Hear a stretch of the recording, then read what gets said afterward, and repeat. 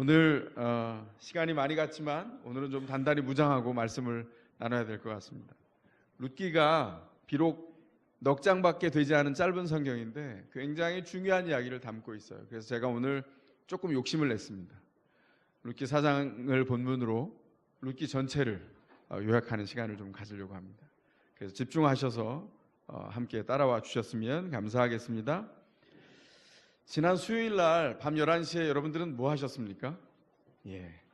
TV 앞으로, 러시아로 날아갈 수는 없었기 때문에 TV 앞으로 모여 앉아서 월드컵 독일전을 보셨죠, 그죠? 네, 대답이 없으시네요. 마치 아무도 안 보신 것처럼. 독일전을 보셨죠? 저만 빼놓고 다 보신 것 같습니다. 저는 그 다음날 새벽 기도회가 있기도 해서 그리고 이기겠나 그리고는 잠이 들었습니다. 그리고 궁금하긴 해서 그 다음날 새벽에 일어나자마자 제가 걸음을 옮기면서 바로 뉴스가 어떻게 됐는지를 확인했어요. 그랬더니 뉴스에 2대0 이렇게 나와 있더라고요. 그래서 마음속으로 바로 생각했습니다. 그러면 그렇지, 2대0으로 졌구나. 그러고는 이렇게 끌려고 하고 이렇게 보는데 뭔가 좀 문장이 이상해요. 그 다음이 다시 그래서 눈을 비비고 봤더니 이겼더라고요. 즉시 후회가 밀려왔습니다. 오늘은 밤을 새는 날이어야 되는데 후회가 바로 밀려왔어요. 봤어야 되는데. 그리고 제가 즉시 아내에게 새벽 4시 반에 복음의 소식을 전했습니다. 여보, 독일을 2대0으로 이겼대요. 이렇게 전달을 했죠. 집사람이 너무 밝게 웃더라고요. 그래서 제가 지난 목요일 새벽에는 주님을 향한 설렘으로 교회로 나오지 않고요, 독일을 2대0으로 이긴 그 승리의 기쁨을 가지고 새벽에 교회에 나오게 됐습니다. 앉았는데 너무 기쁘더라고요. 주님 감사합니다. 2대0이 이게 뭡니까? 이 이변이 뭘까요? 그리고 기분 좋게 목요일 아침을 시작했습니다. 목요일에 여기서 이제 일정들을 보내고 오후에 그 일정을 지나가다가 두 아주머니가 뒤에서 하는 얘기를 들었어요. 두 아주머니가 어떤 얘기를 했냐면요, 제가 그냥 한번 성대모사를 해볼게요. 아유 말도 마, 진짜 어제 잠을 못 잤잖아. 아니 축구가 그렇게 재미있는 줄 몰랐네? 한 분이 그러시는 거예요. 야, 축구가 너무 재밌더라고. 그리고 있잖아, 너무 흥분이 돼서 그 다음에 잠을 못 잤잖아. 수면제 먹고 겨우 잤네, 이러는 거예요. 그래서 제가 이게 너무 독특해서 죄송하지만 이게 신뢰가 안 되는 범위에서 이렇게 지나가면서 뒤를 돌아봤어요. 두 아주머니가 어림잡아도 환갑이 넘으셨어요. 근데 축구를 봤다고요? 재미가 있었다고요? 흥분해서 잠을 못 잤다고요? 이런 얘기 제가 이전에 들어본 적이 없죠. 여러분들은 들어봤어요? 이변이 일어난 겁니다. 그래서 정말 그날은 달랐던 거죠. 이변이고 예상 못한 일이죠. 사실은요, 여자들이 제일 싫어하는 게 뭐죠? 제일 싫어하는 얘기가 축구 얘기하는 거고요. 그리고 군대에서 축구한 얘기가 제일 듣기 싫다, 이렇게 얘기하는데 그날은 남달랐어요. 이변이 일어났습니다. 예상치 못한 일이 벌어진 거죠. 룻기 전체에 주님께서 우리에게 전파하는 말씀이 뭐냐면 이 땅에 이변이 일어난다, 이렇게 말씀합니다. 사람들은 믿음이 있다고 하면서 상식의 수준에서 확 내려앉은 그 어둠의 상식 한가운데를 살아갑니다. 그런데 우리가 2주 동안 룻기를 묵상하는 동안에 우리가 본 게 뭐냐면 내가 세상에서 이변을 일으킨다, 생명의 이변을 일으키겠다, 이렇게 말씀합니다. 이 이변을 보는 사람들이 복됩니다. 하나님께서 우리의 삶을 이 이변을 보게 함으로 복되게 부르셨습니다. 이런 이변이 우리 삶에 일어난다, 이걸 이야기하는 성경이 룻기입니다. 룻기 1장 1절이 뭐라고 시작하죠? 사사시대에 그 땅에 기근이 든 일이 있었다, 이렇게 1절이 첫 문장을 열어놓습니다. 이건 이중 메시지예요. 사사시대가 어떤 때였냐면 그 땅이 기근의 시대였고 뿐만 아니라 영적인 기근의 시대였다, 이렇게 말합니다. 희망이라고는 땅에서 찾아볼 수 없는 시대, 말씀이 사라지고 율법이 희귀한 시대, 그때가 사사시대였다. 그 시대에 붙여진 별명입니다. 우리가 살고 있는 시대와 너무나 닮았습니다. 말씀이 넘쳐나고 인터넷을 열기만 하면 온갖 곳에서 말씀을 들을 수 있는데 장마와 홍수 때에 먹을 물이 없는 것처럼 말씀이 가장 가난한 시대에 우리가 살고 있습니다. 이 말씀 기근 시대라고 하는 이 질병을 어떻게 고칠까요? 그 대답을 너무나 자연스럽게 룻기가 우리에게 제시합니다. 희망은 가장 가까운 곳에 두었다, 하나님이 그렇게 말씀하세요. 우연처럼 숨겨져 있는데 내가 너의 일상 속에 그 회복의 때를 숨겨두었다. 어떻게 해요? 하나님의 사람을 통해서 일하심으로 그 일을 하게 한다는 거예요. 하나님이 온갖 좋은 것을 선물해 주신다고 말씀합니다. 그 가장 귀한 선물이 뭡니까? 율법입니다. 하나님의 말씀입니다. 그 말씀을 우리 가운데 주시겠다는 거예요. 이 말씀이 너무 귀한 말씀입니다. 물리적으로도 귀한 말씀이죠. 유럽 박물관에 가면 큼지막한 성경이 알록달록 누군가가 필사해서 쓴 성경이 있습니다. 그 당대에 1억, 2억을 호가했던 귀족들만 가질 수 있는 성경이었어요. 그때 직업 중에 가장 잘 나가는 직업이 필경사였죠. 15세기 이후에 17세기, 18세기까지 그랬어요. 필경사가 잘 나가는 직업이었습니다. 문제는 그 말씀이 이렇게 보편적으로 우리 손에 주어졌는데도 이 말씀은 소중한 것이 아니라는 거죠. 왜요? 읽지 않기 때문입니다. 말씀에 있는 것이 우리에게 무엇을 주는지 알지 못하기 때문에 집중하지 않아요. 이 말씀이 어두운 영적인 기근의 시대에 가장 중요한 선물이라고 말씀합니다. 이스라엘 백성들은 그래서 절기, 시간의 때를요 의미 있게 구분해서 지켜요. 이스라엘 달력의 1월이 언제죠? 그때는 아비벌, 니산월이라고 하는 이스라엘 백성들이 이집트 땅에서 탈출해서 나왔던 출애굽 때를 이야기합니다. 그때가 1월이에요. 그때는 추수 때하고 맞물려 있습니다. 이스라엘이 3대 절기를 지키는데 첫 번째 절기가 6월절이죠. 6월절에 출애굽해서 나왔습니다. 그것을 기억하기 위해서 이스라엘 백성들은 6월절 절기가 되면 절기에 합당한 음식을 먹죠. 무교병을 먹죠. 뿐만 아니라 성경을 읽어요. 어떤 성경을 읽을까요? 아가서를 읽습니다. 하나님이 우리와 연애하셨지. 우리를 찾아와서 우리를 방문하셔서 꺼내어 주셨지. 그것을 다시 기억하기 위해서 아가서를 읽습니다. 출애굽해서 걸어 나와서 홍해를 건너고 그리고 광야들을 지나서 시내산에 도착할 때까지 50일이 걸렸어요. 그 50일째 되는 때가 오순절이에요. 그 오순절 때 시내산에 도착했을 때 하나님이 뭘 줬죠? 하나님의 율법을 선물로 주셨어요. 그때 율법을 선물로 주실 때 하나님이 전달해 준 메시지가 뭡니까? 너희는 땅에 나는 곡식으로 살지 않고 나와 함께함으로 산다. 내 임재로 산다. 나의 선물로 너희가 산다. 이걸 알려주셨어요. 그래서 오순절 때가 보리를 풍성하게 추수하는 때인데 하나님의 율법을 주신 것을 감사하면서 기억하는 때예요. 그때 무슨 성경을 읽을까요? 룻기를 읽습니다. 왜요? 율법을 선물한 그때 오순절과 맞물리거든요. 그리고 율법이 선물되었다는 것을 분명히 보여준 사람이 바로 나오미와 보았습니다. 이 현장 안에서 하나님이 이렇게 일하시는구나. 절기는 왜 지킬까요? 기억하기 위해서입니다. 기억은 어떤 것을 우리에게 알려주죠? 기억하기라고 하는 말이 remembering이에요. 다시 분철을 하면 세 단어의 합성어죠. 다시, member, 회원, ing, 되기라고 하는 명사형이에요. remembering, 기억하기라고 하는 것은 무엇이냐면 다시 회원이 되는 거예요. 무엇의 회원이 되는 겁니까? 우리가 하나님께 속했구나. 땅에서 살지만 사실은 하나님이 주신 선물을 통해서 사는구나. 그걸 발견하는 시간입니다. 이 룻기를 통해서 그래서 우리가 얻어야 될 것이 무엇입니까? 우리가 판단하고 사는 이 땅의 논리와 상식 안에서 살지 않고 하나님의 뜻을 통해서 산다는 것을 분명히 기억하는 것이죠. 율법과 하나님의 말씀은 선물입니다. 이 오순절 보리추수 때에 하나님이 어떤 역사를 일으키셨는지 룻기를 통해서 우리에게 말씀하시죠. 하나님께서 절기를 주시고 그때를 기억할 때는 하나님이 말씀으로 선물해 주셔서 너희가 그 말씀을 받은 그릇이 될 때 너희를 통하여 이변을 일으킨다. 이 말씀을 우리에게 주세요. 뭘 해야 되죠? 기억해야 됩니다. 뭘 기억할까요?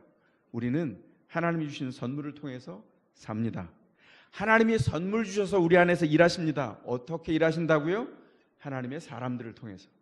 하나님의 사람들이 하나님의 선물을 간직하고 기억하고 그것을 붙들고 주님을 따라가고 순종하다가 주님이 이 땅에서 이루는 것을 보게 된다는 것이죠. 그래서 룻기를 전체를 묵상하고 지나가면서 우리가 보게 된 것이 뭐냐면 하나님이 이렇게 역사하시는구나. 마치 우리와 똑같아요. 하나님이 눈에 보이지 않습니다. 룻기에 보면 하나님이 사람들의 입에서 거명되는 거 말고 역사 속으로 들어와서 일하는 게 잘 보이지 않아요. 언제 나올까요? 1장에 처음 나오고 4장의 마지막에 나옵니다. 나중에 말씀드리겠습니다. 이 하나님이 역사하는 이변의 때를 맞이하려면 주님을 기억하고 그 역사를 드러낼 사람이 되어야 합니다. 룻기에서는 세 사람이 중요하게 등장합니다. 첫 번째 사람이 누구였죠? 이변의 발걸음을 다시 시작하는 사람, 나오미입니다. 나오미는요, 제가 별명을 붙였어요. 그 사람은 자신의 인생을 기획하는 인생기획자입니다. 그가 뭘 했죠? 10년 전에 베들레헴에 기근이 들었을 때 하나님께서 약속을 통해서 그 집안에 물려주신 모든 땅을 다 정리했어요. 그리고 팔았습니다. 그걸 다 유가증권으로 만들어서 이민을 계획하죠. 남편 엘리멜렉은 뭘 했을까요? 나오미의 기획에 그냥 허락하고 따랐을 뿐입니다. 그래서 엘리멜렉은 이름만 나오지 했던 행동과 목소리조차 들어있지 않아요. 나오미가 기획자입니다. 남편과 두 아들을 데리고 모든 것을 가득 담아서 나오미 스스로 얘기했던 것처럼 가득 채워져서 이민을 결심합니다. 원래 베들레헴이 어디 있냐면 요단강 줄기가 쫙 내려가고 사해가 이렇게 있는데 요단 동편에서 서편으로 가면 요단강을 건너서 사해 요 아래로 내려가면 베들레헴이 있어요. 이 사해를 거슬러 끼고 올라와서 요단강 하류를 건너가면 여기부터가 모압입니다. 모압 북쪽이 비옥한 땅이에요. 다 알아봤어요. 그래서 모압 북쪽으로 이주를 했을 거라고 모든 학자들이 예견해요. 자, 이제 핫플레이스를 만났습니다. 이제 새로운 핫플레이스, 그곳으로 이사를 가자. 그런데 베들레헴은 어떤 곳이죠? 베들레헴은요, 룻기에서는 지명과 인명 뜻이 중요하거든요. 베들레헴은 베이트 레헴의 합성어예요. 베이트는 집이란 뜻이고 레헴은 빵이란 뜻이에요. 빵집입니다. 풍성한 땅이에요. 근데 그 빵집이 기근이 들었다고 기다리지 못하고 떠나서 모압으로 갔어요. 새로운 베들레헴이라고 생각한 거죠. 떠났다가 어떻게 됐습니까? 그 기획은 10년 안에 모든 것이 다 망가져 버렸어요.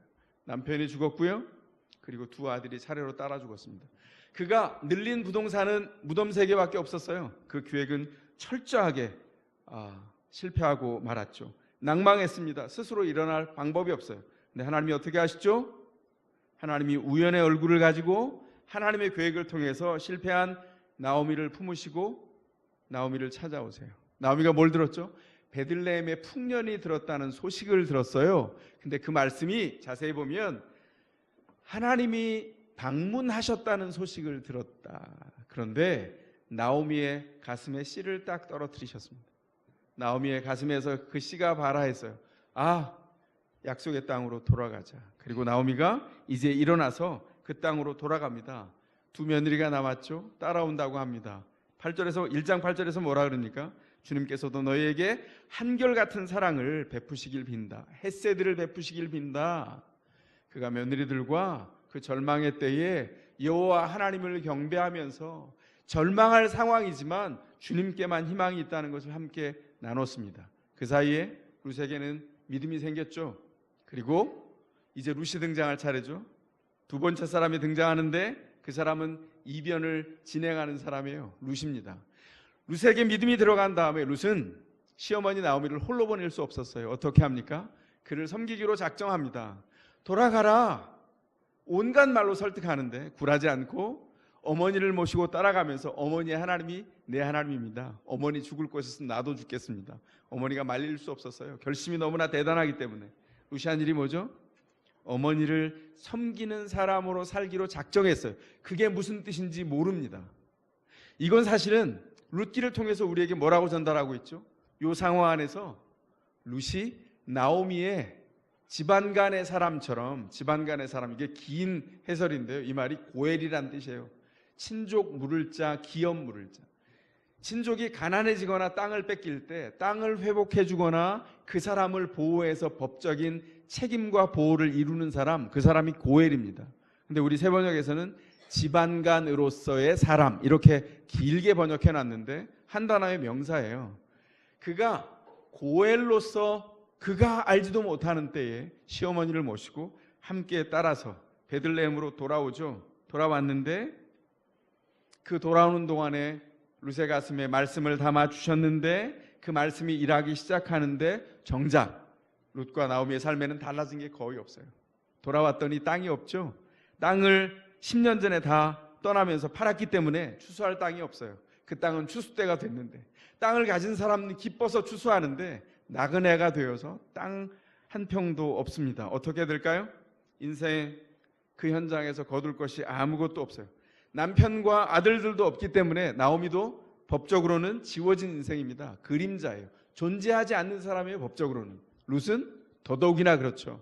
그런데 현장은 바뀐 것이 없고 이방인 여자로 돌아와서 그림자 인생의 며느리니까 더더욱이나 너무나 처참한 상황이에요. 룻은 가만히 있지 않습니다. 룻은 그럼에도 불구하고 밭에 일을 하러 나가죠. 생계를 책임져야 되기 때문입니다. 어머니 제가 밭에 나가겠습니다. 이렇게 즐거운 마음으로 나갑니다. 그런데 하나님께서 어떻게 하시죠? 우연히 그의 발걸음을 엘리멜렉과 집안간인 고엘인 엘리멜렉의 고엘인 보아스의 밭으로 인도합니다. 2장에 나와 있는 얘기죠. 희한한 일입니다. 하나님께서 어떻게 이변을 진행하시는지를 룻의 삶을 통해서 막 예견하게 해요. 그리고 나서 이제 보아스가 등장하죠. 보아스는 하나님이 나오미의 삶에서 진행하시는 그 이변을 꽃 피우고 열매 맺는 세 번째 사람으로 등장합니다. 그는 한마디로 말하면 경건한 사람이에요. 우리가 알고 있는 경건한 사람은 어떤 특징을 가지고 있습니까?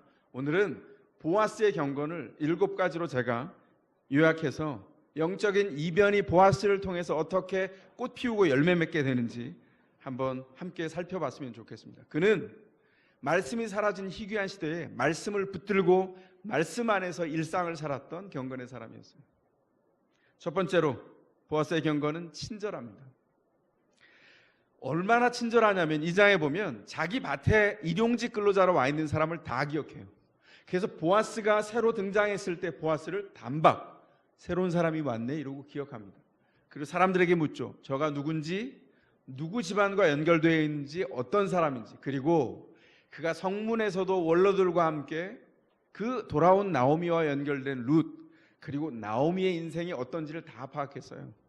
나중에 3장의 대화를 통해서 보면 알죠. 다 파악하고 어떻게 해야 되는지를 고민합니다. 그리고 그가 자신이 나오미의 고엘 집안간으로서의 책임이 있다는 것을 알아요. 그리고 다 알아봤어요. 그래서 4장에 보면, 오늘 본문에 보면 집안간으로서의 첫 번째 의무자를 찾잖아요. 그건 뭐예요? 준비가 다 끝났다는 얘기입니다. 보아스는 친절합니다. 그의 이야기 속에 주님이 빠지질 않아요. 일꾼들에게 이야기하는데도 소홀한 법이 없습니다. 뭐라고 얘기합니까? 주님께서 자네들과 오늘 이 힘겨운 일 가운데도 함께 하시기를 비네. 그리고 추수의 마지막에는 그 모든 사람을 불러서 풍족하게 잔치를 열고 그들에게 누르게 채워서 보내줬죠. 어떻게 하냐고요? 룻이 나중에 당황스러운 일을 했을 때도 그가 6번이나 이어서 어마어마한 곡식을 줘서 그 밤에 은밀히 보냈어요. 그러면 밝은 날 잔치가 마쳤을 때 거기 있는 함께한 일꾼들에게 어떻게 했을까? 안 봐도 너무 뻔하지 않습니까? 그는 친절합니다. 그 마음 어디에서도 부자의 갑질이나 교만한 태도가 드러나지 않아요. 믿는 사람이 전도하는 방법이 무엇입니까? 현장 안에서 하나님께서 허락하신 친절을 드러내는 일입니다. 베드로전서는 뭐라고 말하죠? 하나님을 이렇게 얘기합니다. 예수는 친절이시다. 이거 찾아오시면 제가 선물 드리겠습니다. 예수는 친절이시다. 물론 제가 원문을 통해서 직역한 겁니다. 그러니까 한번 찾아보세요. 예수는 친절이시다가 어디 나오는지. 잘 모르시겠으면 제가 쓴 주로 걷다 책 어디인가에 그 힌트가 나와 있습니다. 두 번째로 보아스의 경건은 일상 속에서 보이지 않는 하나님을 보는 눈이 있습니다. 보아스가 룻에게 축복하죠. 뭐라고 말합니까? 남편을 잃은 뒤에 이곳까지 와서 시어머니를 통해서 어떻게 봉양하고 섬겼는지 내가 자세히 알고 있습니다. 룻을 그리고 이렇게 축복합니다. 어떻게 친정아버지와 어머니를 떠나서 태어난 땅을 떠나서 이 알지 못하는 낯선 땅에 와서 이렇게 살 결심을 했습니까? 대단합니다. 되게 한 일을 주님께서 갚아주실 겁니다. 그리고 오늘 저희를 대표해서 기도했던 우리 장로님의 기도에 등장한 이 말씀이 등장하죠. 12절에 있는 뭐죠?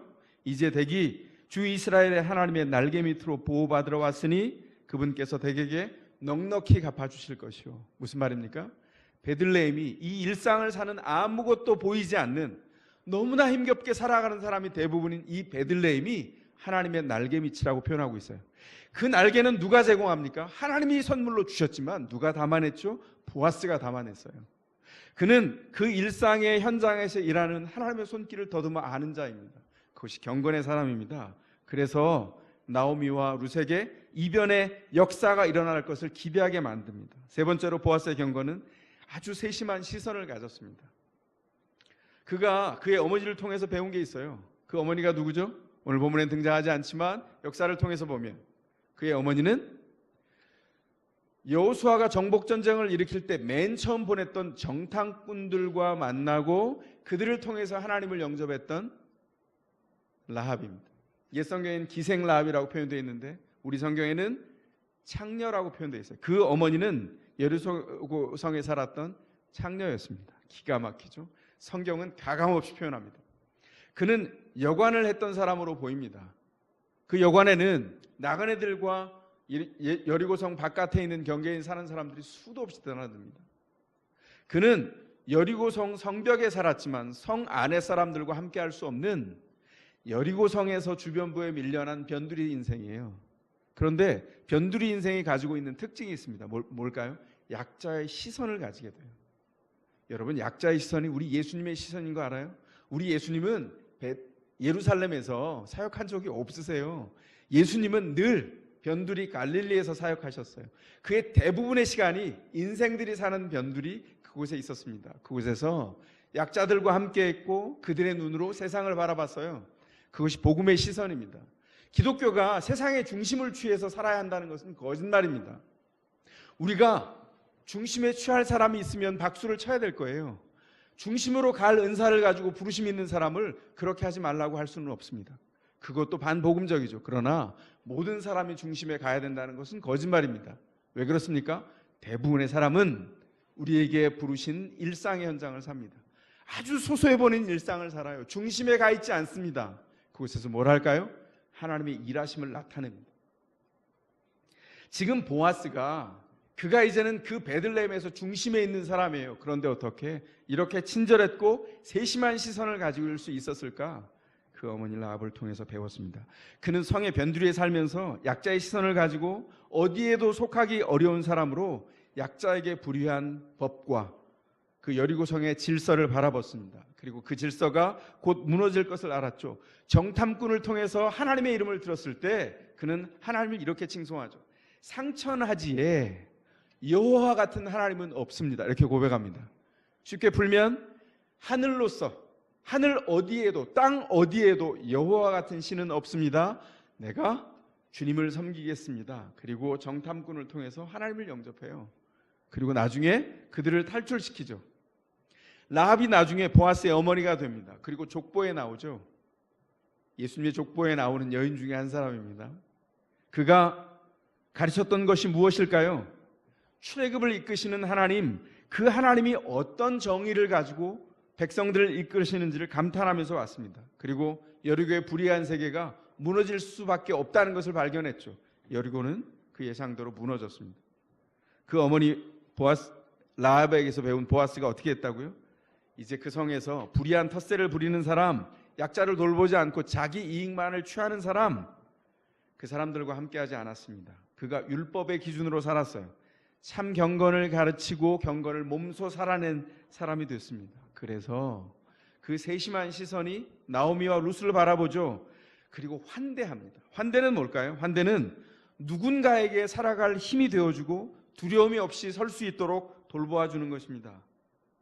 약자를 보는 긍휼의 시선이 중요하죠. 그건 동정이 아니라 그 사람을 있는 그대로 품는 것입니다. 복음 안에 들어오면 나라와 인종과 피부색과 종교와 문화의 차이를 넘어섭니다. 그리고 그들을 하나로 묶어주는 굉장히 중요한 선물이 있다는 것을 발견하고 아멘하게 되죠. 그게 뭘까요? 사도 바울이 서신서에서 복음의 진수라고 얘기하는 가장 결정적인 진리가 있습니다. 복음의 진수, 세상을 뒤집을 이변의 진리를 선포하는 것이 갈라디아서 3장 28절에 나와요. 제가 읽어드리겠습니다.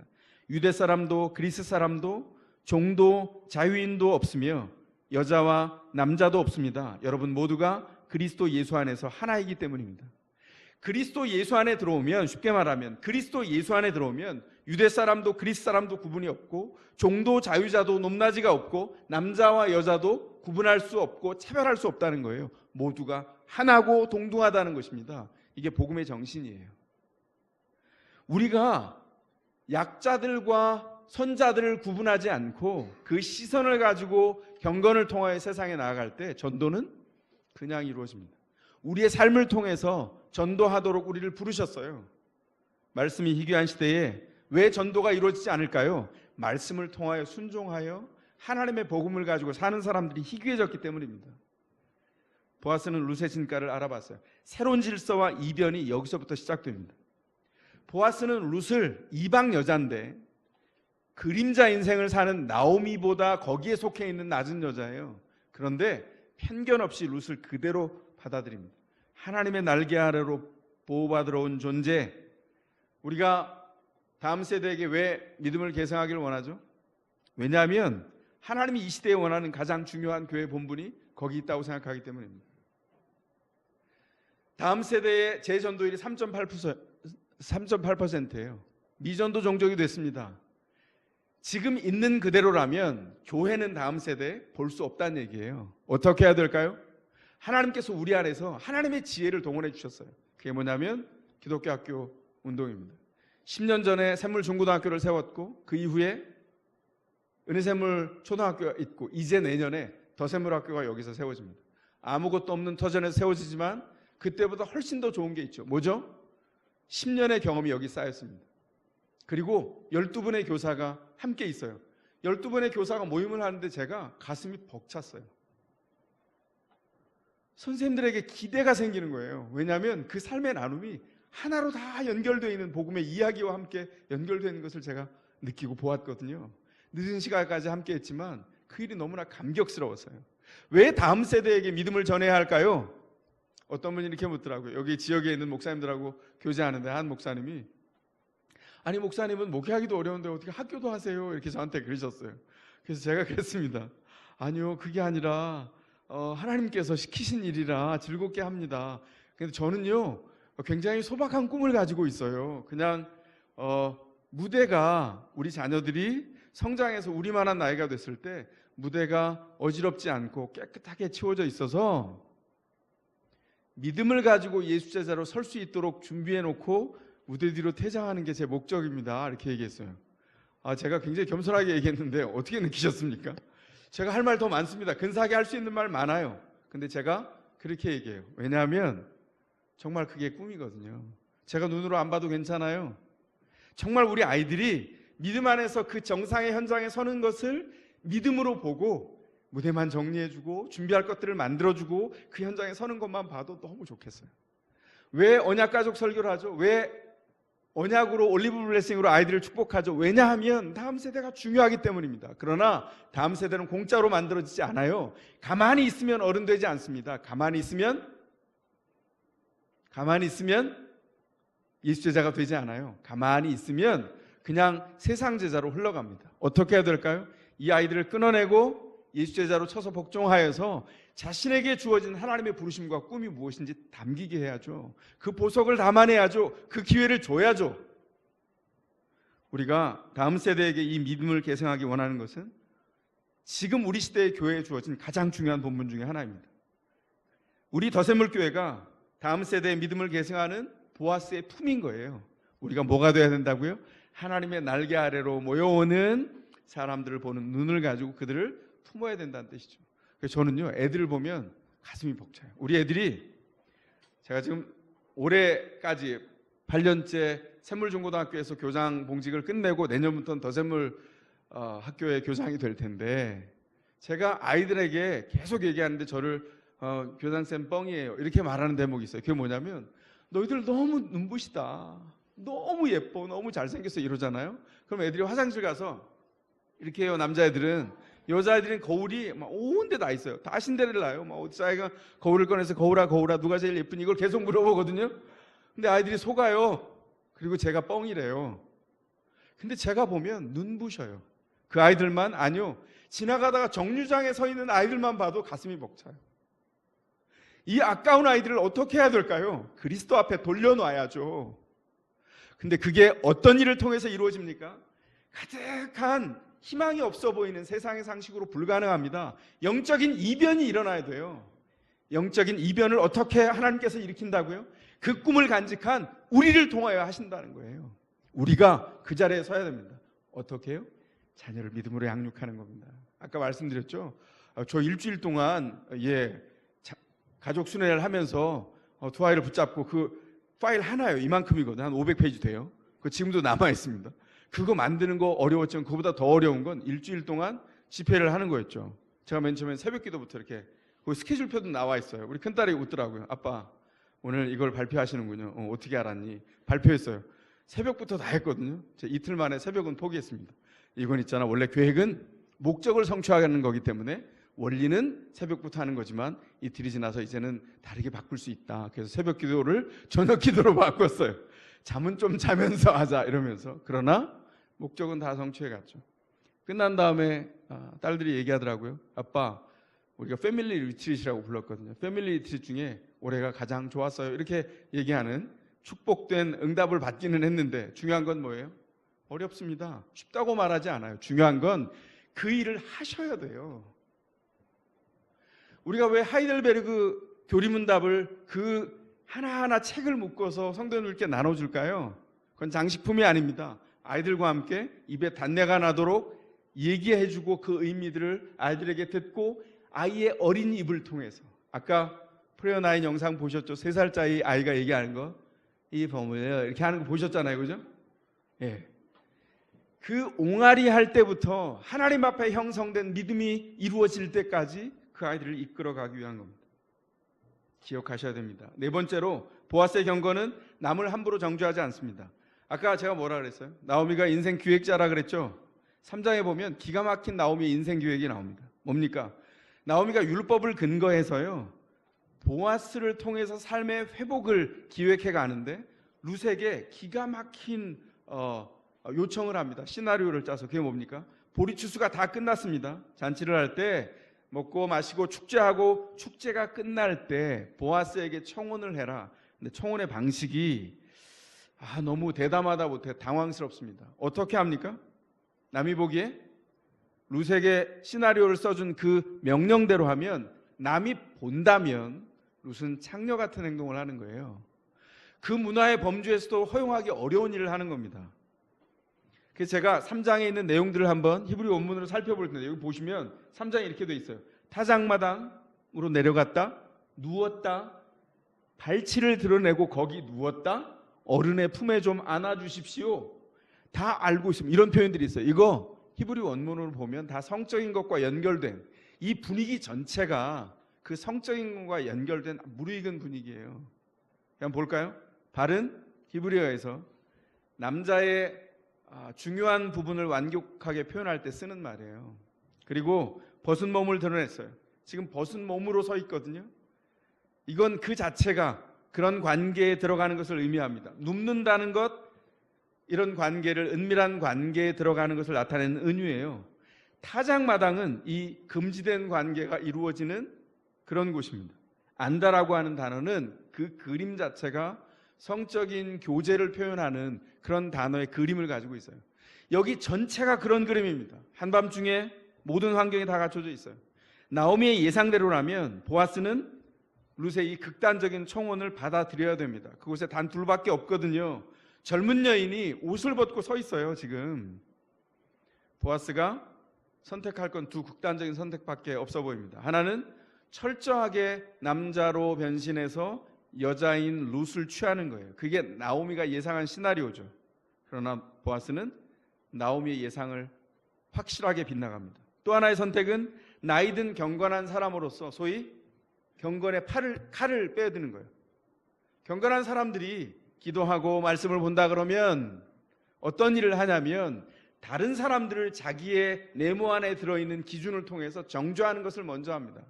아마 이렇게 했을지 모르겠어요. 이게 무슨 말도 안 되는 짓이오. 응? 내가 당신 그렇게 안 봤는데, 참 좋게 봤는데 이건 아니지. 응? 내가 날이 밝으면 만천하에 다 폭로하겠어. 이게 제정신이요 이게? 내가 가만두지 않겠소. 좌시하지 않겠소. 지나가지 않겠소. 부끄러운 줄 알아야지. 뭐 이랬을지 모르겠어요. 그런데 우리가 이런 실수를 얼마나 자주 하는지 모릅니다. 한 번도 죄 짓지 않은 사람처럼 사람을 정죄하는 일이 우리 가운데 익숙하죠. 그런데 보아스가 어떻게 했다고요? 보아스는 그렇게 하지 않았습니다. 율법을 근거로 해서 시험이 나오미의 인격을 복권시키기 위해서 거기 그렇게 왔다는 것을 헤아려줘요. 이게 3장 9절에 있는 내용입니다. 그리고 룻이 정숙한 여인이라고 보아스가 자기 입으로 확인시켰습니다. 지금 그 시나리오대로 지금 벌거벗고 있는 룻 앞에서 그 청혼을 완곡하게 거절을 하는 거예요. 왜냐하면 사랑은 율법을 통해서 절차를 거쳐야 될 것이고 그것은 사랑의 문제가 아니라 하나님의 뜻이 어떻게 복권되는 과정으로 이루어지는지를 내가 봐야 하기 때문에 그런데 그 가운데 충분히 해석해서 얘기해 주죠. 절차가 잘못됐지만 동기는 맞습니다. 이렇게 얘기해 주는 겁니다. 우리가 부모가 되어서 사랑의 이름으로 자녀들에게 흔한 실수를 하죠. 이런 실수가 맞습니다. 자녀들은 특권이 뭐죠? 잘못하는 거예요. 실수하는 겁니다. 그럼 부모가 한 번, 두 번 동일한 일이 계속되면 해석되지 않거나 준비가 안 되면 벌컥 화내는 게 그냥 뭐 자연스럽죠. 서치라이트를 확 켜고 이걸 잘못했지 이러면서 정말 그냥 스스로는 발견할 수 없는 모든 죄목들을 1, 2, 3, 4, 5, 6, 7, 8, 90을 쫙 꺼냅니다. 그럼 애가 부모는 시원하죠. 애가 잘 자랄까요? 아이는 아마 가슴이 답답할 겁니다. 어떻게 해야 될까요? 좀 더 기도하면서 아이를 바라보면 급한 마음을 내려놓고 하나님이 이 아이를 어떻게 키워가실까? 왜 내게 청지기로 맡겼을까? 고민하다 보면 지금은 한쪽 눈을 감아줘야 되겠구나, 가려줘야 되겠구나 그런 생각을 하게 됩니다. 식물도 똑같은 원리로 자랍니다. 햇빛이 확 강하면 잘 자랄 것 같은데 햇빛만 계속 주면 다 죽어요. 햇빛이 있다가 가려주었다가 물을 줬다가 물을 안 줬다가 계속 정말 적절한 타이밍을 따라서 키워야 식물이 싱싱하고 푸르게 자라죠. 자녀도 마찬가지예요. 하나님의 은총 안에서 사랑이라고 하는 것, 그 이름을 통해서 실수한 것을 정죄하기보다 어떻게 한다고요? 행동 속에 담긴 동기를 해석해주고 룻을 높여줍니다. 이게 사랑을 가진 경건이 하는 일이에요. 다섯 번째로 보아스의 경건은 하나님을 따라가는 순종의 과정이에요. 아까 말씀드렸죠. 절차를 분명히 했어요. 감정을 앞세우지 않았습니다. 사랑은 충분한 과정이에요. 믿음은 뭐죠? 제가 여기서도 얘기했죠. 믿음은 과정이다. 결과는 덤이다. 믿음은 철저하게 과정입니다. 결과는 덤으로 얻는 것이지 결과를 목적하면 우린 100% 실패해요. 믿음은 가만히 보십시오. 철저하게 과정 속에 주님을 신뢰하는 거예요. 그럼 결과도 덤으로 얻습니다. 그 과정을 하나님께서 어떻게 변화시켜 가실까?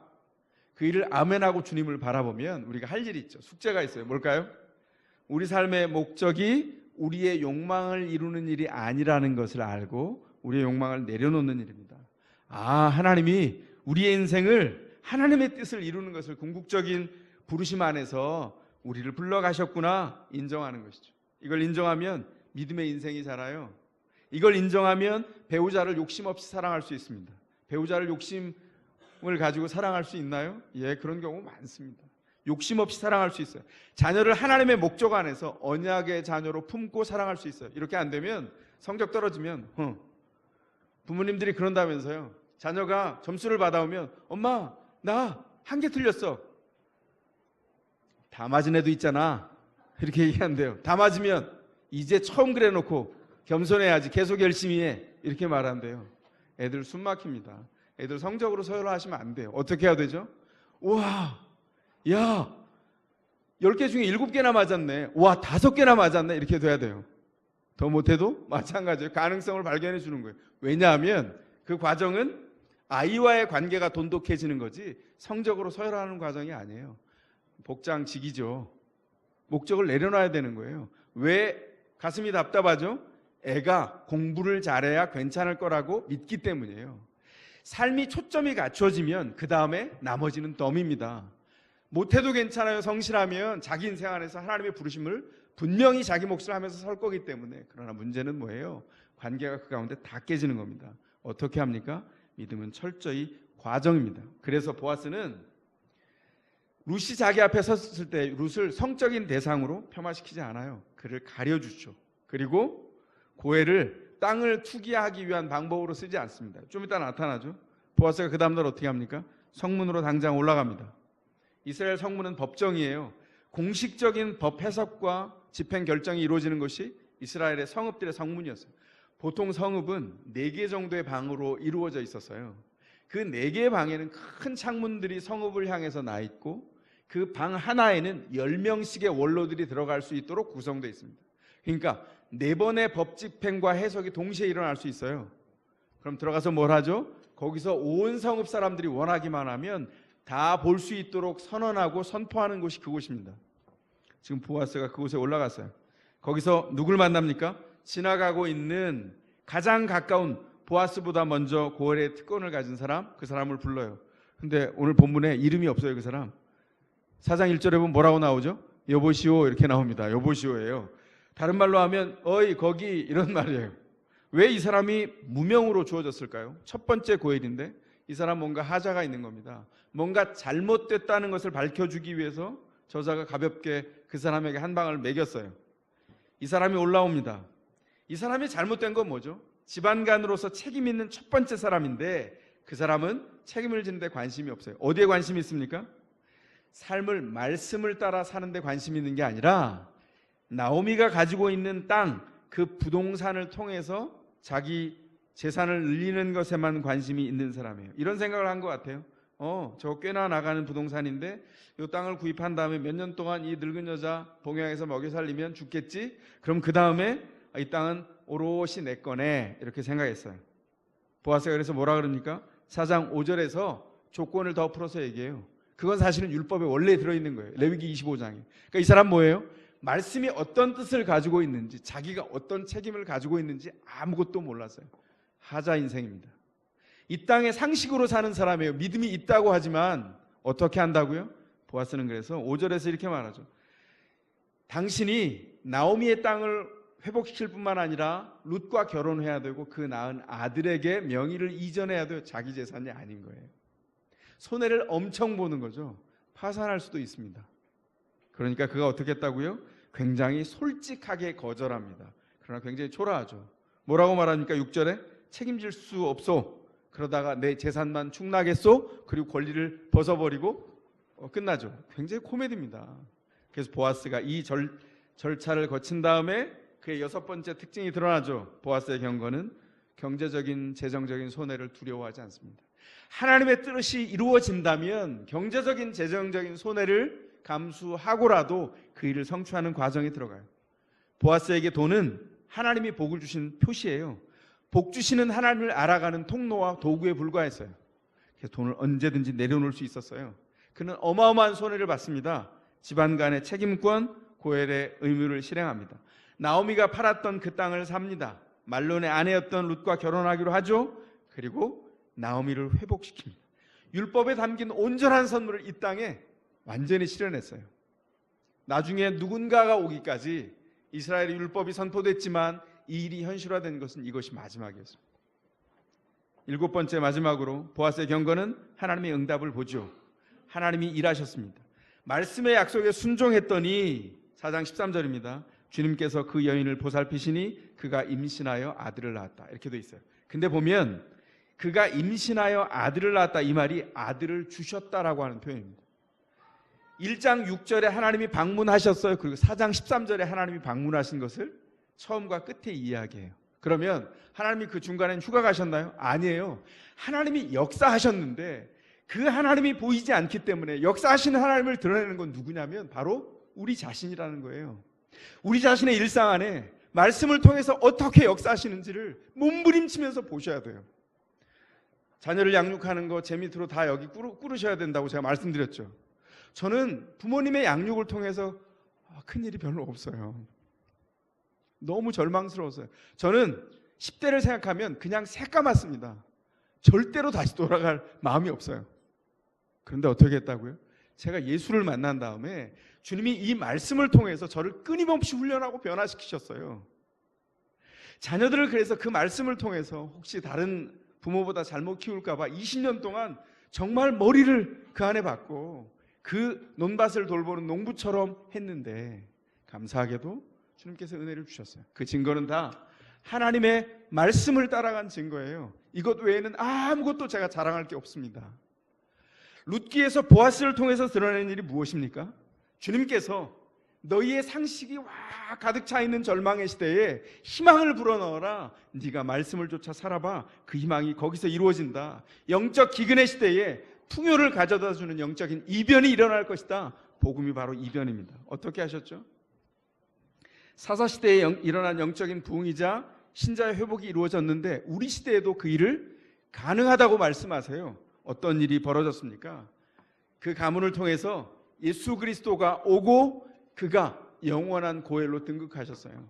우리가 그리스도의 구원을 믿는다는 것은 그의 영원한 고엘 안에서 산다는 뜻입니다. 우리를 집안간으로 우리를 부르셔서 그분이 부활의 맏아들이 되셨다고 바울이 표현하시죠. 그 뒤를 따라 부활의 열매들이 됐어요. 그분이 고엘이 되셔서 우리가 구원받았다고요. 룻기는 뭘로 마무리됩니까? 베레스의 계보로 마무리됩니다. 그런데 룻이 성경의 마지막 언급된 곳 어딘지 기억하세요? 마태복음 예수님의 족보에 실려 있어요.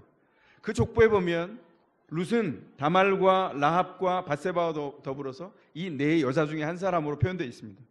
왜 굳이 이들을 뽑았을까요? 이건 완전히 이변이거든요. 왜냐하면 쟁쟁한 당대에 성경에 나와 있는 스타들을 뽑을 수 있어요. 하와도 있고 사라도 있고 리브가도 있고 라헬도 있는데 그들을 다 제쳐두고 왜 이 아웃사이더들을 그 족보에 집어넣었을까요? 이 사람들은 모두 외국인이고 성적으로 굉장히 심각하고 애매한 부분들이 이 안에 담겨 있습니다.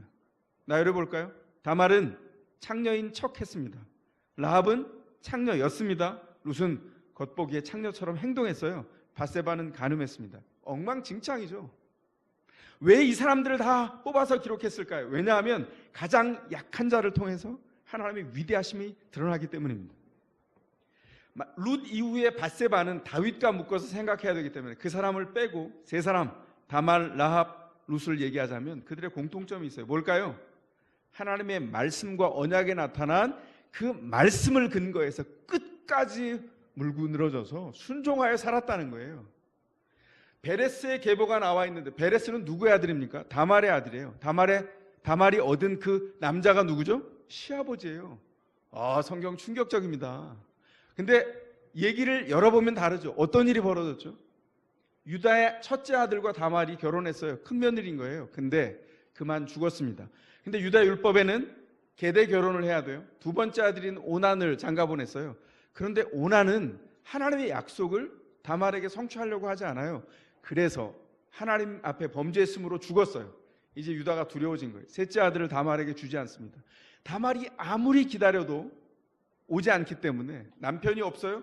법적인 그림자라니까요. 그래서 어떻게 복권되기를 사모하냐면 창녀처럼 꾸미고 성문 앞에 나가서 거기서 시아버지를 유혹해요.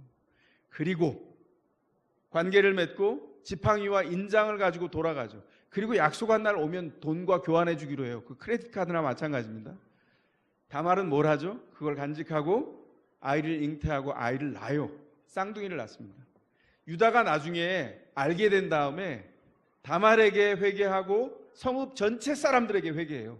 그리고 그가 나보다 낫다고 표현하죠. 이게 무슨 말입니까? 어떤 거냐면 지금 도덕보다 앞서는 게 있어요. 그게 뭐냐면 복은 하나님이 약속하신 말씀을 통해서 온다는 것을 다말은 분명히 알았어요. 그 말씀을 통하여 태어난 아들이 베레스입니다. 베레스를 통해서 축복했는데 베레스의 계보를 통해서 보아스가 나타나고 보아스 뒤에 어떻게 되죠? 다윗이 나오고 다윗의 계보를 따라 영원한 고엘인 예수 그리스도가 등장하는 거예요. 지금 이 네 사람의 공통점이 뭐냐면 하나님의 약속이 그 안에 들어있다는 것을 굳건히 잡은 사람들입니다. 가장 연약했지만 범죄했지만 새롭게 일어나 그리스도의 온전한 은총을 받은 사람들, 그들을 통해서 영적인 기근의 때를 풍성한 때로 바꿔주는 거예요.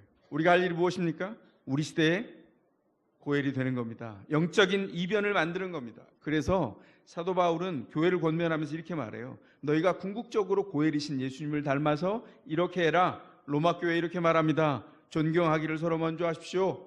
로마서 12장 20절. 갈라디아 교회 권면합니다. 서로의 짐을 나누어 지십시오. 갈라디아서 6장 2절. 에베소 교회도 도전합니다. 서로 용납하십시오. 4장 2절 서로 친절하게 하십시오. 서로 불쌍히 여기십시오. 4장 32절 서로 순종하십시오. 5장 21절 뭘 얘기하는 거예요? 서로가 서로에게 연결되어서 세워지라는 거예요. 교회는 그 시대의 상식을 뛰어넘는 이변이어야 합니다. 주님께서 우리를 그렇게 부르셨어요. 살만 나는 말씀의 성취를 이루라고 우리에게 목장을 나누어 주시고 목장을 통해서 교제하게 하셨습니다. 그것은 삶의 경험, 내가 더 잘났지, 네 삶은 어때? 이런 걸 나누는 공간이 아니라 내 연약해진 삶 안에서 주님은 어떻게 일하시는지를 나누는 공간이에요. 내가 가장 약해질 때 하나님의 위대함이 드러납니다. 그 일을 복음을 통해서 삶에 온전히 역사하셔서 우리를 변화시키신다. 그럼 우리가 뭘 해야 되죠? 우리가 먼저 그 이변이 돼야 합니다. 그 이변을 만들어내도록 주님께서 우리를 부르셨어요. 그러므로 기도합시다. 어떻게 기도해야 될까요? 영원한 고엘이신 주님을 닮아가면서 분투하는 겁니다. 제가 이거 결코 쉽다고 말하지 않았습니다. 그러나 장담합니다. 기쁠 겁니다.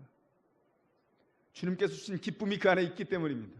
기쁠 겁니다. 순종하여 가는 동안 서로 우리가 서로에게 증인되었으면 좋겠어요.